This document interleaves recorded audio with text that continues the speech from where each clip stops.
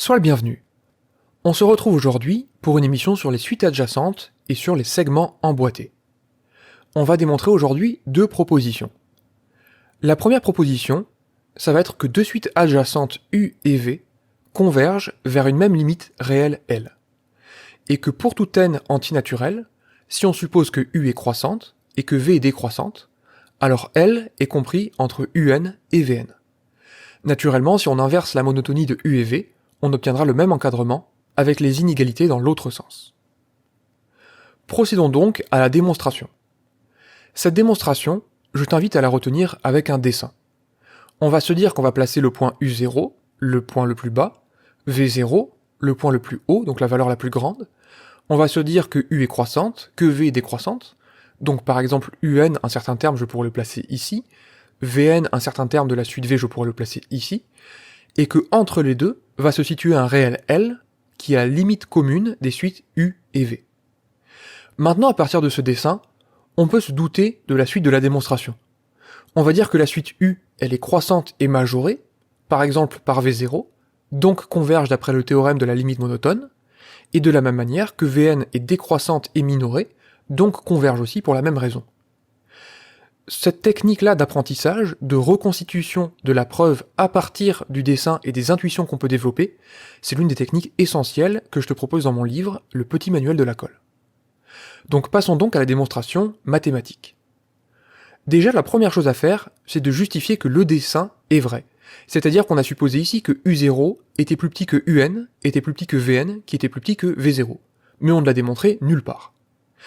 Comment on fait, par exemple, pour démontrer que UN est plus petit que Vn? Eh bien, la méthode standard pour résoudre une inéquation, c'est d'étudier la différence. Donc on va étudier la suite U-V. Comment on fait? Eh bien, on va dire que comme la suite U est croissante, et que la suite V est décroissante, alors la différence des deux, U-V, je peux l'écrire U plus moins V. Donc ça va être la somme de deux suites croissantes, donc ça va être une suite croissante. Et par ailleurs, comme les suites sont supposées adjacentes, la limite de la suite U-V vaut 0. Et donc si j'ai une suite qui est à la fois croissante et de limite nulle, alors il est facile de démontrer qu'elle est forcément négative. Autrement dit, pour tout entier n, on a UN-Vn qui est négatif, et donc UN est plus petit que Vn. Donc ça explique une partie du dessin. Comment je complète le dessin? Eh bien c'est très simple, on va dire que UN est plus grand que U0, puisque la suite U est supposée croissante, et que Vn est plus petit que V0, puisque la suite V est supposée décroissante. Donc la première chose qu'on a faite, c'était déjà de justifier que ce dessin-là, il représente bien la réalité. Maintenant, on va faire ce qu'on avait prévu sur le dessin, on va dire que les suites U et V sont respectivement croissantes et décroissantes, respectivement majorées par V0 et minorées par U0, et donc convergent toutes deux par le théorème de la limite monotone, que je démontre par ailleurs dans l'émission que j'indique juste ici. Et justement, là aussi par le théorème de la limite monotone, on sait qu'une suite croissante converge forcément vers la borne supérieure de l'ensemble des valeurs qu'elle prend. Donc ça me dit que UN va être plus petit que la limite de cette suite, et cela quel que soit n. De la même manière, la suite Vn converge vers la borne inférieure de l'ensemble des valeurs qu'elle prend, et donc la limite de Vn va être plus petite que Vn, et cela pour tout entier naturel n. Maintenant, le moment est venu à nouveau d'exploiter le fait que U-V est de limite nulle, en disant que finalement, comme j'ai la convergence de U et V, dire que la limite de la différence vaut 0, ça veut dire que la différence des limites vaut 0. Cette manipulation-là, on ne pouvait pas la réaliser tant qu'on n'avait pas la convergence des suites U et V. Maintenant, comme la différence des limites vaut 0, eh bien ça veut dire que les limites sont égales, et donc cette limite commune, on va l'appeler L.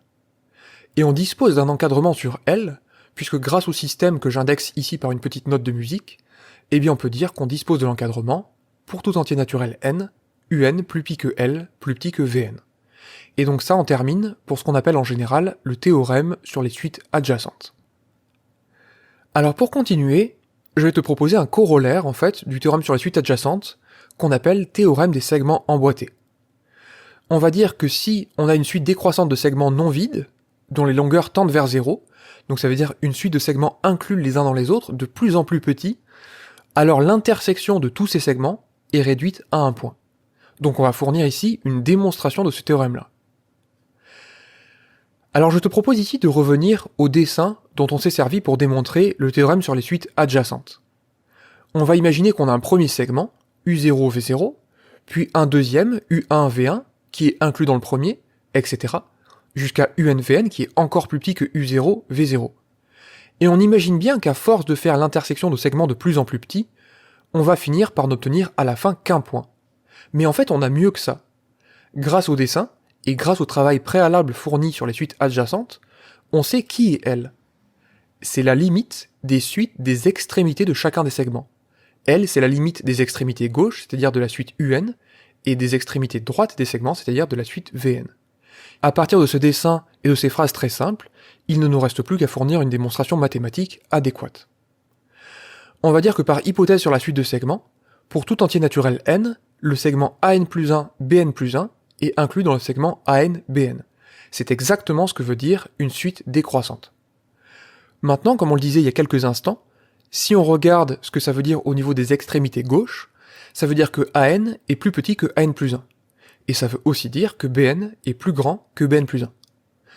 Autrement dit, la suite AN est croissante, la suite BN est décroissante. Et par ailleurs, la limite de la différence des deux suites vaut 0. C'est l'hypothèse dont les longueurs tendent vers 0. Donc finalement, comme on s'en doutait sur le dessin, les suites AN et BN sont deux suites qui sont adjacentes. Par le théorème sur les suites adjacentes, que j'indexe ici par 2 croches, je vais dire que les suites AN et BN convergent donc vers une même limite, L. Et en plus de ça, que pour tout entier naturel n, ce L, il est compris entre AN et BN. Donc ça veut dire que L appartient à tout segment AN-BN. Autrement dit, que le singleton L, il est inclus dans l'intersection de tous ces segments. Donc ici on démontre en particulier que cette intersection est non vide. Maintenant il ne nous reste plus qu'à démontrer la réciproque, puisqu'on sait que cette intersection est réduite à un point. Donc on sait que ça sera forcément le singleton L. Pour ça on va considérer X un élément de cette intersection, ce qui a du sens puisqu'on vient de démontrer qu'elle était non vide, et on va dire que pour tout entier n, X il est compris par définition même entre AN et BN. Sauf que maintenant, les limites des suites AN et BN valent toutes deux L. Donc par théorème d'encadrement, eh bien on va dire que finalement la limite quand n tend vers plus l'infini de X, c'est-à-dire X, puisqu'il ne dépend pas de n, vaut L. Donc X égale L. Autrement dit, pour terminer ma double inclusion, X appartient au singleton L. Et donc ça me permet bien d'obtenir l'inclusion réciproque, et donc d'obtenir finalement l'égalité entre l'intersection des segments AN-BN et le singleton L. Ce théorème-là, on s'en servira dès l'émission suivante pour démontrer le théorème de Bolzano-Weierstrass pour les suites réelles. Donc finalement, on peut aussi compléter, à nouveau comme je l'explique dans le livre, ce dessin-là, ces dessins-là, avec les points clés de la démonstration. Ici, on repère le théorème de la limite monotone, qui était un point essentiel de la démonstration, le fait d'utiliser les suites adjacentes pour le théorème des segments emboîtés, et enfin le théorème d'encadrement. Normalement, à partir du dessin, de ces petites histoires et de ces 3 théorèmes essentiels, on peut profitablement se dire qu'on a appris une démonstration et qu'elle va nous servir dans notre apprentissage. J'espère que cette émission t'a plu, je te souhaite une excellente journée, et je te dis à la prochaine.